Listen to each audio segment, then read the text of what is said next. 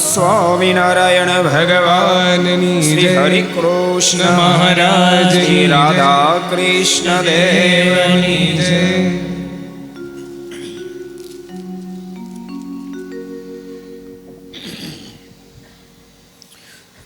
સર્વ અવતારી સર્વોપરી સર્વ કારણના કારણ આપણા સર્વ કોઈને અષ્ટદેવ ભગવાન સ્વામિનારાયણ મહાપ્રભુની પૂર્ણ કૃપાથી પરમ પૂજ્ય મહારાષ્ટ્રના પૂર્ણ રાજ્યપાથી ધાંગધ્રા શહેરના આંગણે જનમંગળ મહોત્સવ જ્યારે ચાલી રહ્યો હોય, આ સ્થાને 25 વર્ષ પૂર્ણ થયા હોય, યજ્ઞ પ્રારંભને 15 વર્ષ પૂર્ણ થયા હોય, આપણા પ્રાણ આધાર ઘનશ્યામ મહારાજ મંદિરમાં બિરાજાને 10 વર્ષ પૂર્ણ થયા હોય, અને અદ્ભુત દિવ્ય હોસ્પિટલ જે નિર્માણ થઈ, લોકાર્પણ, આ બધા માધ્યમને ધ્યાનમાં લઈ અદ્ભુત જેણે આ જન્મંગલ મહોત્સવ એનું આયોજન કર્યું છે. પૂરા સંકુલ એ નિર્માતા, આ મહોત્સવ નિર્માતા, આયોજક, પ્રયોજક, સાધુગુણ સંપન્ન, જેનું જીવન સાધુ છે એવા પરમ પૂજ્ય સદગુરુ સ્વામી રામકૃષ્ણદાસજી સ્વામી, વયોવૃદ્ધ અમારા ધુળિયા મંડળ જેની પ્રત્યે ખૂબ ગુરુભાવ દાખવ્યો છે એવા પરમ પૂજ્ય મોહન પ્રસાદ સ્વામી, પૂજ્ય હરિપ્રિય સ્વામી, પૂજ્ય પ્રભુ સ્વામી, સત્યપ્રકાશ સ્વામી, અખંડ સ્વામી, અમારા બ્રહ્મ સ્વામી, બાલમુકુંદ સ્વામી, પૂજ્ય સ્વામીના સંત મંડળમાં દિવ્ય સ્વામી, નિત્યપ્રકાશ સ્વામી, ભજન સ્વામી, ધર્મનંદન સ્વામી વગેરે વગેરે બ્રહ્મનિષ્ઠ સંતો, પાર્ષદો, યજમાન શ્રી જયભાઈ, અર્જણભાઈ, ભગવાનભાઈનો પરિવાર હોય, જીતેનભાઈ, અન્ય સર્વે ભક્તો બધાને ખૂબ એથી જાજે કે જય સ્વામિનારાયણ. જય સ્વામિનારાયણ. કેમ છો? આનંદમાં? કેમ આનંદ માનો એ કહો. આવો દિવ્ય મહોત્સવ ચાલતો હોય, સદગુરુનું સાનિધ્ય, આટલા બધા સંતોના દર્શન થતા હોય. ખરેખર પૂજ્ય રામ સ્વામીનું જીવન મને પોતાને પણ બહુ ગમે છે.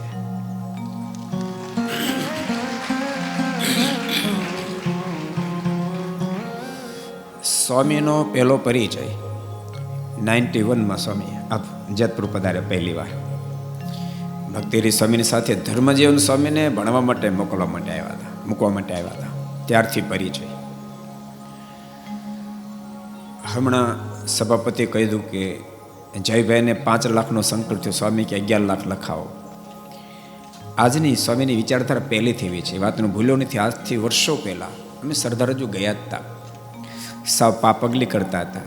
એ વખતે મનીષભાઈ કરીને ભૂદેવ સ્વામીને કીધું મારે 1.5 લાખ રૂપિયાની સેવા સ્વામી કરવી છે.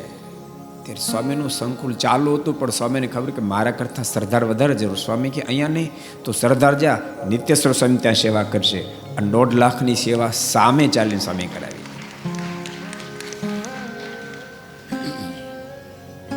ભક્તો એક વાત યાદ રાખજો, વસ્ત્રે કરીને સાધુ થવું જો કે કઠણ તો એ છે. કેવું લાગે છે ભાઈ? હે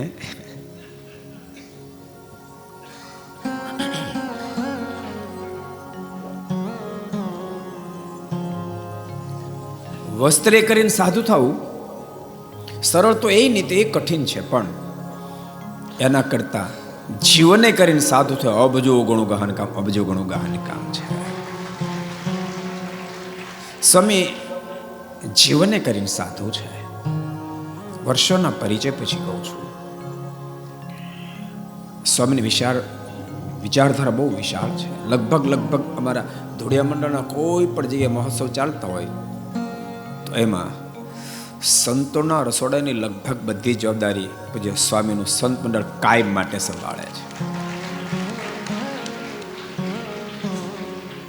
અમારા સરદારમાં પ્રતિષ્ઠા મહોત્સવ થયો, મહુવામાં પ્રતિષ્ઠા મહોત્સવ સ્વામીના સંત મંડળે સંભાળેલું.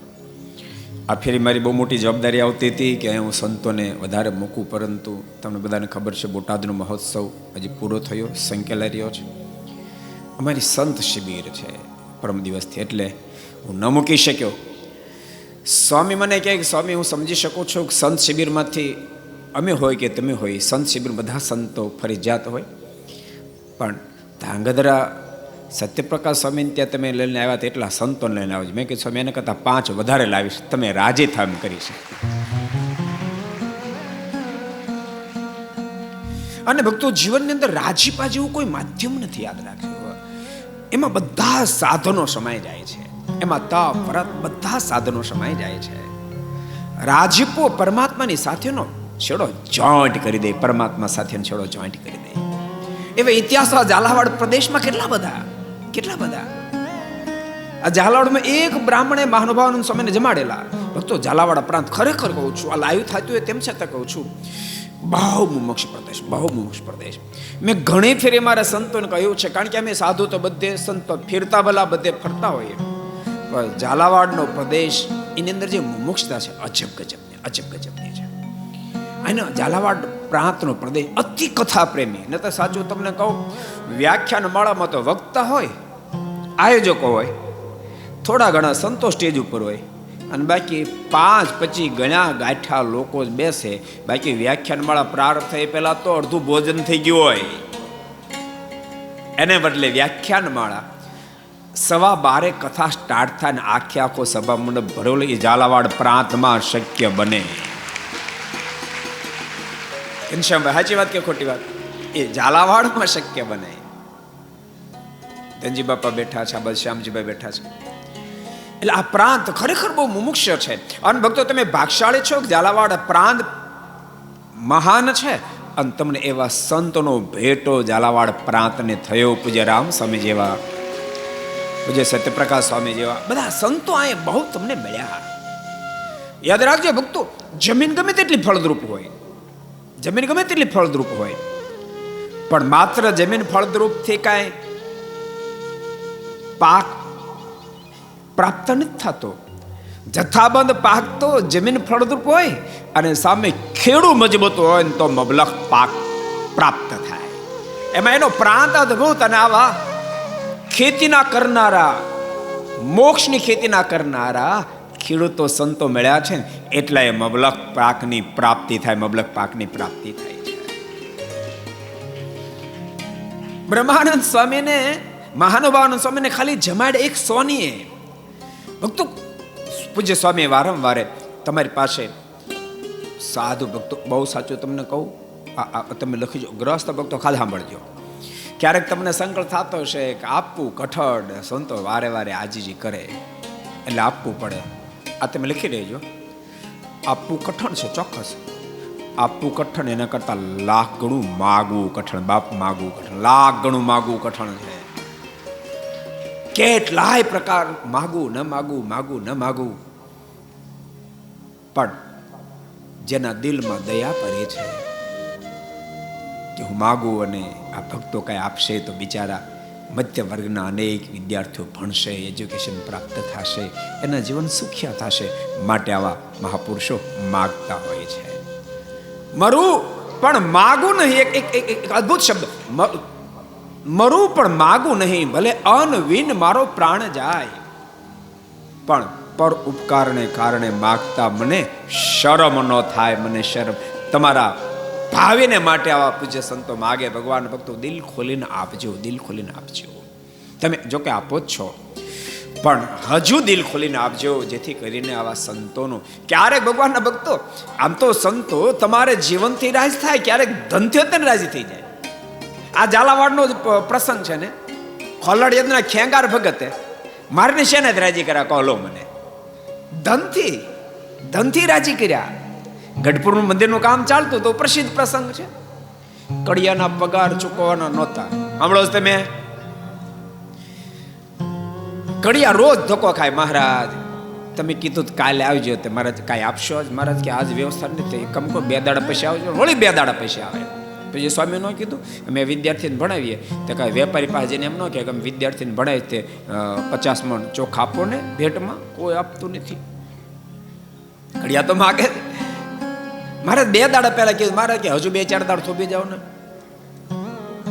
આવી પોઝિશનમાં ખોળિયાના ખેંગાર ભગત મારા પાસે. જોજો તો બીજો સંકલ્પ કરતા નહીં, ભગવાનને કડિયાના ચોખા રૂપિયા નહીં ભૂલતા નહીં. અબજો બ્રહ્માંડના એ માલિક છે, અબજો બ્રહ્માંડના એ માલિક છે, એની પાસે બધું જ છે. પણ પરંપરા ચલાવી છે, મંદિરોની સંસ્થાઓની પરંપરા ચલાવી છે કે જેના માધ્યમથી હજારો આત્મા મોક્ષ પથ પર ચાલે, હજારો ગ્રસ્ત ભક્તોનું ધન સદમાર્ગે વપરાય. એ પરંપરા ચલાવે છે, એટલે સ્વયં માનુષિક લીલા કરે છે. ને તો સંકલ્પ થઈ જાય. લ્યો મહારાજ વારે વારે વાગતા એ વખતે ગરીબ ભક્તને સંકલ્પ થઈ ગયો. બોલો કે આપણે એને ભગવાન કહીએ છીએ અને રોજ રૂપિયા માગ કરે છે, કડિયાના ચૂકવવાનું નથી. તે મારું કેમનું હશે?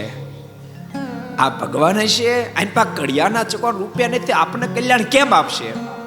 અને ભગવાન તો તનકી જાણે, મનકી જાણે, જાણે ચિતકી ચોરી. મારે ભગત હું ઉભો સંકલ્પ કરશો. તારા મનમાં એમ થાય કડિયા ચૂકવવાના રૂપિયા નથી, એમ તું માન, મારી પાસે કાંઈ નથી એમ માનશો? બોલતા મારા ચપટી વગાડીને કરાવી સમાધિ. સમાધિમાં મહારાજ એવા દર્શન કરાવ્યા, આખા મંદિર હોનાના બહાર કાઢ્યા. આખા મંદિર હોનાના. મહારાજ કેવું દારૂ તો આખા મંદિર સોનાના બહાર કાઢું, પણ હું સોનાના મંદિર કાઢું. એથી કરીને એમાં કલ્યાણનો માર્ગ કોને પ્રાપ્ત થાય? કોઈનું આમાં ધન ન વપરાણું, તન ન વપરાણું, મન ન વપરાણું. મારે તો એક વસ્તુ નિર્માણ થાય ને ત્યાં સુધીમાં તો હજારો જીવાત્માનું કલ્યાણ કરવું હોય, માટે હું માગું છું. ભક્તો ક્યારેક ધનથી પણ પ્રસન્નતા પ્રાપ્ત થાય. ખોરડીયા ખેંગાર ભગત મારા દર્શન કરવા ગયા. પ્રસિદ્ધ પ્રસંગ એટલે વિસ્તાર નહીં કરું, દંડ કરી બેઠા. મહારાજ પૂછું, ખેંગાર ભગત વ્યવહારે કેમ છે? સારું છે મહારાજ. 5 મિનિટ થઈને વળી બીજી વાતો કરતા કરતા પૂછું, ખેંગાર ભગત વ્યવહારે કેમ છે? 2-4 ફેરી પૂછું. અને મહારાજ જરાક બહાર ગયા એટલે ત્યાં રહેલા નિત્યાન સ્વામી વગેરે સંતોને પૂછું. મારે વારે વારે વ્યવહારનું પૂછે છે, તો કાંઈ મહારાજ એવું કંઈ કામ છે?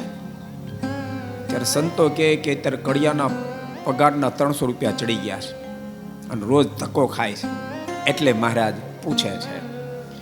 ખેંગાર ભગત મારને પૂછવા ન રોકાણ. એટલું કહું, ઝાલાવાડ પ્રાંત બહુ અદ્ભુત પ્રાંત છે. ગામમાં પોતે મોટા માણસ એટલે ગામમાં સારો સંબંધ. બે ચાર વેપારીને મળીને 500-300 એટલે 500 રૂપિયા લઈ આવ્યા. અને મારના ચરણમાં અર્પણ કરીને કે મહારાજ, આ 300 રૂપિયા કડિયાના પગાર ચૂકવવાના, આ 100 રૂપિયા મહારાજ સંતો માટે જુવાર જમાડે છે, સંતો એમાં ઘઉં નાખીને જમાડજો. સંતો રસોઈના 100 રૂપિયા આપના પ્રશ્ન માટે આપું છું. અબજો બ્રહ્માના માલિક ઉભા થઈને ભેટી પડ્યા, સાબાશ ખેંગાર, સાબાશ ખેંગાર, સાબાશ ખેંગાર. એટલે આવો મોકો કાયમ નથી મળતો. ક્યારેક મળે તો એ મોકાને ભગવાનના ભક્તો ઝડપી લેજો. નાની સેવા પણ મુક્તિ કરતલ બની જાય. એ સોની માજાને મહાનુભાવનું સ્વામીને જમાડ્યા. એ હરિભગત નહોતો. એનો અંતકાળ આવ્યો ને ત્યારે સ્વયં મહારાજ બ્રહ્માનંદ સ્વામી, નિત્યાનંદ સ્વામી, મહાનુભાવન સ્વામી એને તેડવા માટે આવ્યા. અને એ સોની મહાજાન છેલ્લી અવસ્થા છે, આંખ ખોલી મહાનુભાવન સ્વામીને ઓળખી ગયો. સ્વામી આપને તો ઓળખી ગયો, મેં આપને જમાડ્યા હતા. આ ફાંદેવાળા સ્વામીને ઓળખું છું, અહીં પથ્થર લેવા માટે આવતા હતા, માટે બ્રહ્માનંદ સ્વામી ઓળખું છું, પણ આ બે કોણ છે નથી ઓળખતો. ત્યારે મહાનુભાવન સ્વામી કહે છે, જેને આખી દુનિયા સ્વામિનારાયણ નામથી ઓળખે છે, હજારો લાખોના કલ્યાણ કરવા માટે, અબજો આત્માને તારવા માટે ધરતી પર જેનું આગમન છે, સ્વયં સ્વામિનારાયણ ભગવાન છે. એની બાજુ ઉભેલા મહાન વિદ્વાન સંત નિત્યાનંદ સ્વામી છે. સાંભળો, તમને દર્શન આપીને ભગવાન શ્રી સંદેશો આપવા માટે આવ્યા છે. આજથી 10મે દિવસે ભગવાન શ્રી કેવડા છે કે અમે તને તેડવા માટે આવશું. કેમ? માળા બહુ કરી એટલે, ધ્યાન બહુ કર્યું એટલે, ચાંદ્રાણી કર્યું એટલે, રાજી કર્યા હતા, એટલે રાજી કર્યા એટલે. પણ જોજો તમે ચાંદ્રા ચાલુ રાખજો, બંધ નહીં કરી દેતા.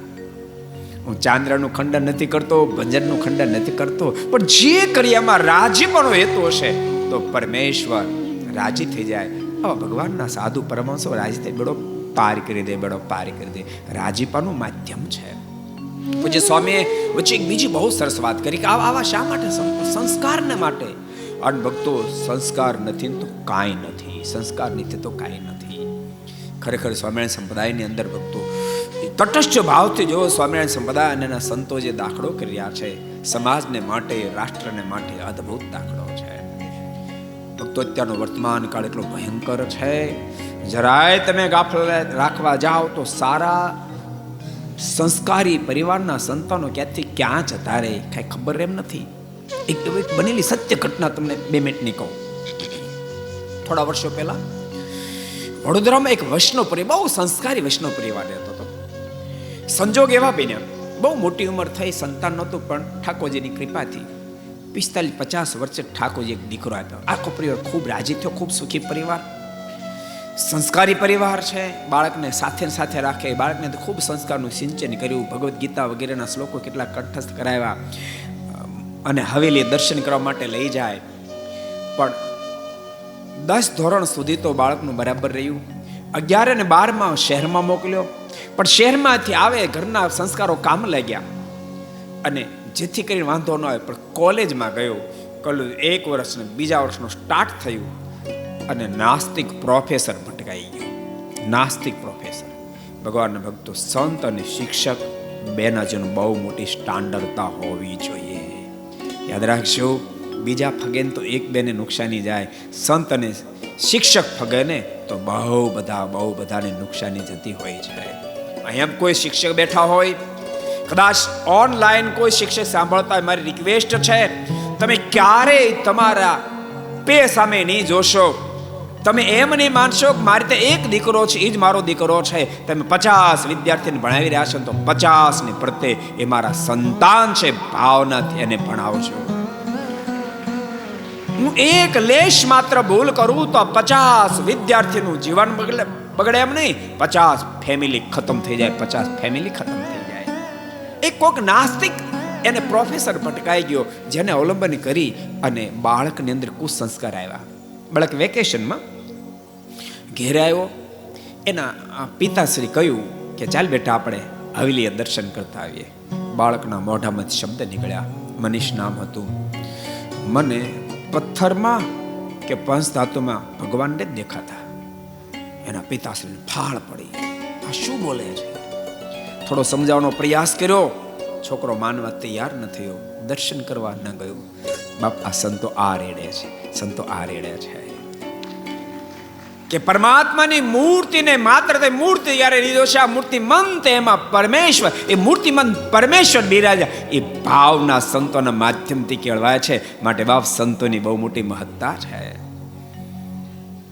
એક જ કડી મારે ગાવી છે, સદગુરુ બ્રહ્માનંદ સ્વામીનો શબ્દ, એક જ કડી.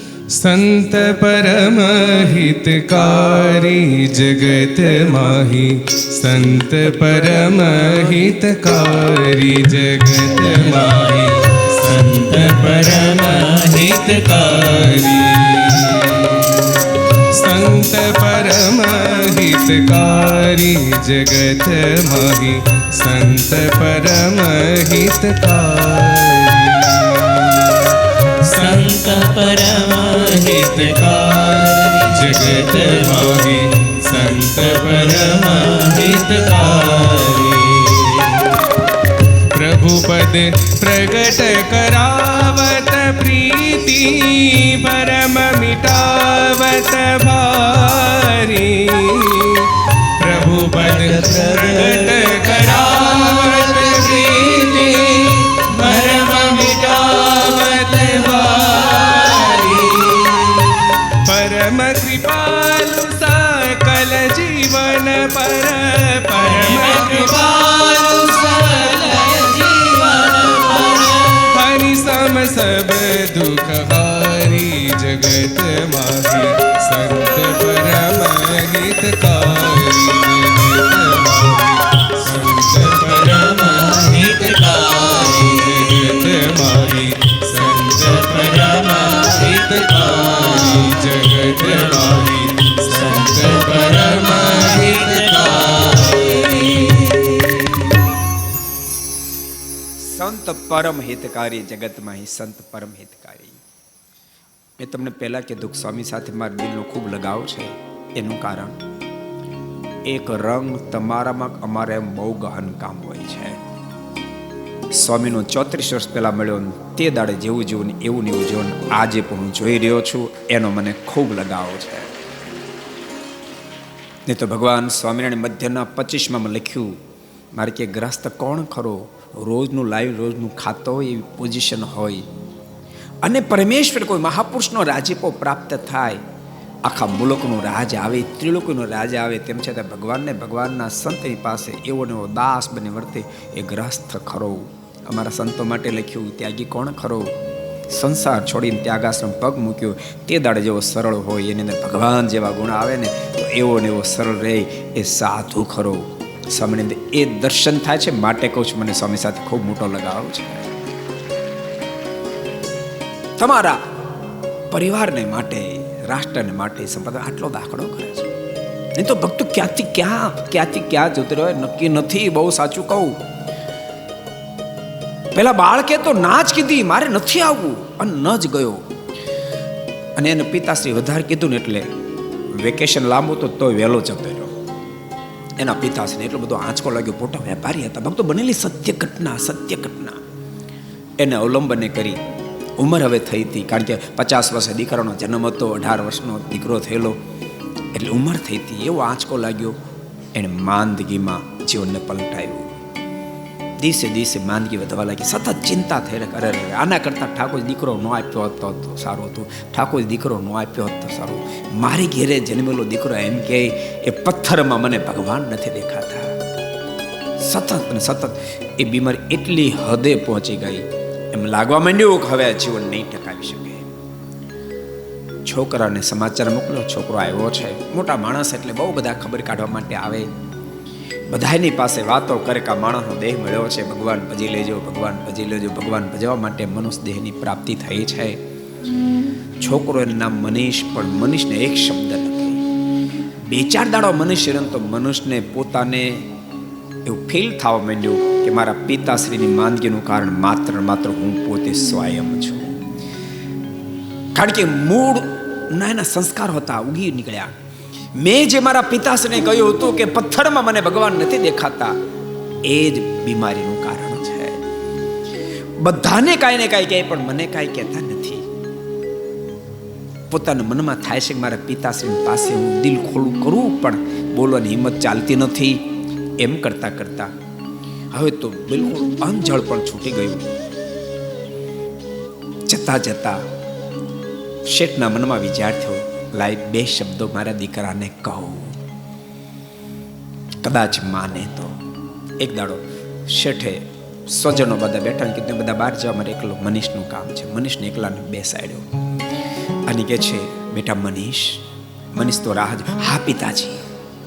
પણ ત્યાં શેઠના મનમાં વિચાર થયો કે રખેનું આને કહું તું ભગવાનને માનજે, સત્સંગ રાખજે, અને ના પાડશે તો મારું મોત બગડશે, મારે નથી કહેવું. હા પિતા, કાંઈ નહીં બેટા, કાંઈ નહીં. મનુષ્યને પણ આંચકો લાગ્યો, મારા પિતાશ્રી મને કહેવા માંગે પણ મારા પરથી ભરોસો ગુમાવી બેઠા છે. વળી અડધો કલાક થઈ, મનમાં થયું કહી દઉં. બીજી ફેરી કીધું, મનીષ. હા પિતાજી. પણ ફરી દિલે હાર ન પાડે. શેઠે ફરી કીધું કાંઈ નહીં. ત્રીજી ફેરી આવી ઘટના ઘટી. ત્રીજી પણ ફેરી શેઠે ના પાડી ત્યારે મનીષ બોલ્યો છે, પિતાજી આપે જે મને કેવું હોય કહો. પિતાજી આપની પાસે પ્રતિજ્ઞાબદ્ધ બનો છું. આ કપાતર પુત્રે આપણે ખૂબ દુઃખી કર્યા છે. આપની માંદગીનું કારણ પિતાજી હું સ્વયં છું, મને ખબર છે. એક દાડો આપે મને મંદિર લઈ જવા માટે જે પ્રેરણા કરીને મેં જે શબ્દો કીધા એનો આઘાત આપ અનુભવી રહ્યા છો. તો શેઠની આંખોમાંથી આંસુડાની ધારા થવા માંડી છે.